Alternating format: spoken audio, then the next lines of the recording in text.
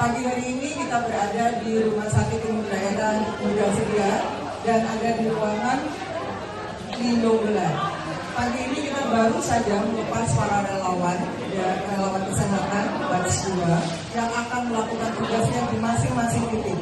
Pada awalnya kita mempunyai titik sebanyak 720 dan untuk hari ini sudah mencapai di 129 titik. Para relawan ini masih akan terus bergerak sesuai dengan batch-nya dan akan disusul oleh batch ketiga nanti.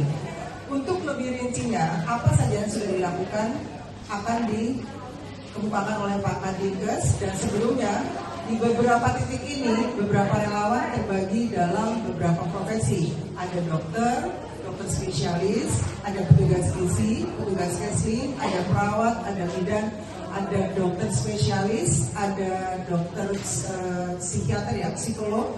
Karena kita akan menangani beberapa situasi. Contoh yang paling dekat saja, kemarin kita sudah menangani situasi yaitu trauma healing untuk anak-anak di dekat rumah sakit ini.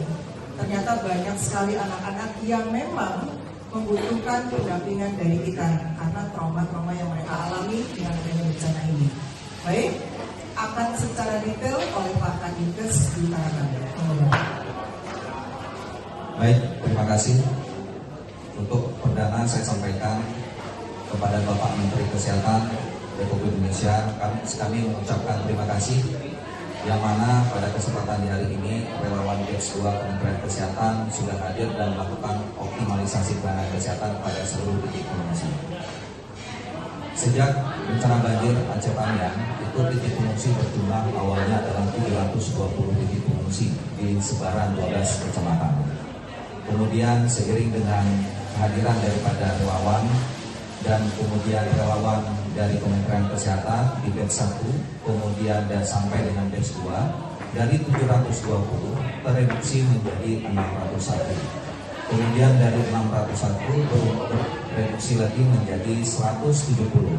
Per hari ini untuk kecamatan yang berada pada titik pengungsi itu menjadi 6 kecamatan di Kabupaten Aceh Paniang dan menjadi 129 titik pengungsi yang saat ini kita berikan pelayanan kepada titik-titik pengungsi yang dibutuhkan pelayanan kesehatan.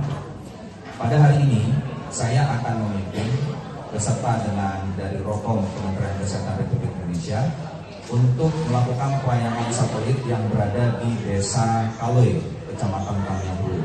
Kita akan bawakan 2 tim yang terdiri atas 1 tim komposit di mana ada dokter, ada 2 perawat dan ada 1 apoteker, beserta dengan ada 1 tim trauma healing, beserta juga dengan 1 tim intervensi spesialistik.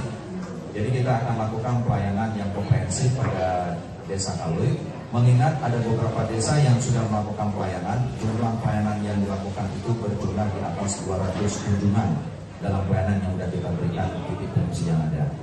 Untuk kasus-kasus yang kita terima, yang kita lakukan pelayanan itu masih bervariatif dan ada yang kasus dengan kondisi anak yang berkebutuhan khusus seperti cerebral palsy, beserta juga untuk kondisi anak yang keadaan kondisi gizi buruk. Maka pada kesempatan ini kita membawain dokter spesialis anak, kemudian dokter spesialis saraf beserta dengan dokter spesialis bedah untuk melakukan intervensi pada titik-titik posko yang diharapkan pelayanan spesialis dapat berjamah kepada titik pengungsi.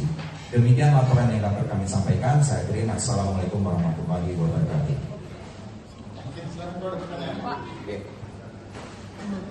Pak, setelah kemarin kita dari antara Pak setelah kemarin tingkat 1 keluhan yang paling banyak dari pengungsi penyakit apa ya Pak?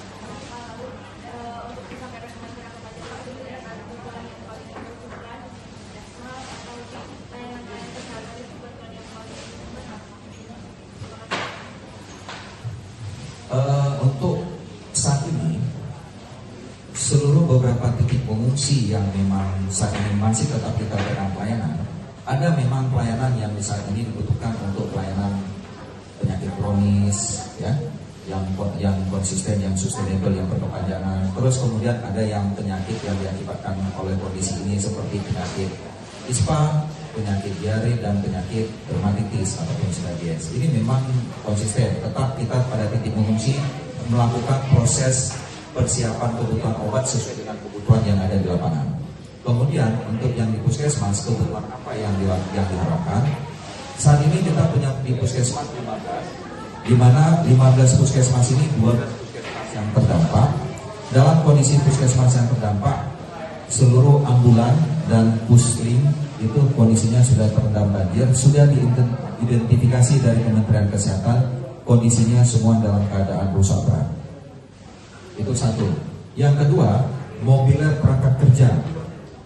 Mobiler perangkat kerja semua yang kondisinya dengan kayu ataupun yang dengan kondisinya besi itu semuanya pada tidak dapat dipergunakan lagi.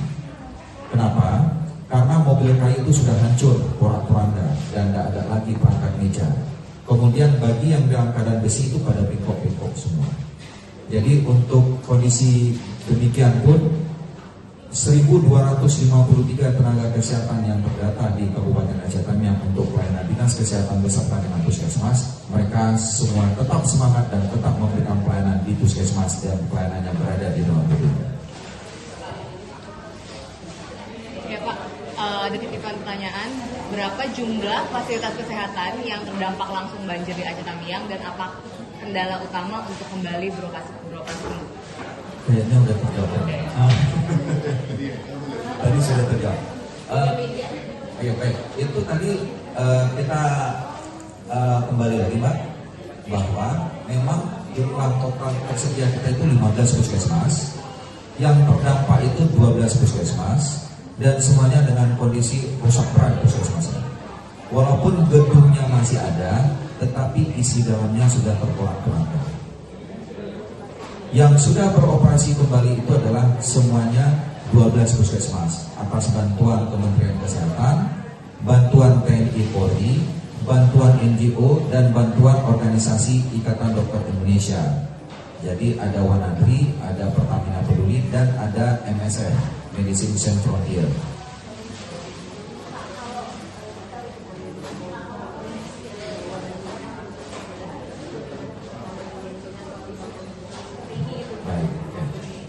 Untuk kondisi kasus rujukan emergensi, apabila ada yang kita temukan yang berada di puskesmas maupun berada di titik pengungsi, mereka langsung berkoordinasi dengan IOC Aceh Tamiang. IOC Aceh Tamiang itu letaknya di gudang instalasi farmasi dinas kesehatan, dan langsung dihubungi kepada Ibu Kepala Bidang Pelayanan Kesehatan untuk ambulan yang diperlukan dapat kita hadirkan untuk kebutuhan tingkat emergensi yang diperlukan. Misalnya ada kesadaran, ada yang pingsan, ada yang kondisi membutuhkan persalinan, dan ada yang memang ditemukan, mohon maaf, ada yang ditemukan mayat. Nah, ini memang emergensi ini sudah kita lakukan saat ini. Salah satu contoh yang ada di saat ini, ada di Menang ini, butuh ambulan, kita langsung supply. Itu deh. Maaf. Oke. Untuk kasus serangan jantung saat ini belum ada, Pak. Jadi masih dilakukan pengelolaan yang berada di titik pengungsi. Mudah-mudahan pengelolaan penyakit kronis yang berada di titik pengungsi ini sesuai dan dapat diharapkan oleh para seluruh titik pengungsi yang punya riwayat penyakit jantung secara komprehensif.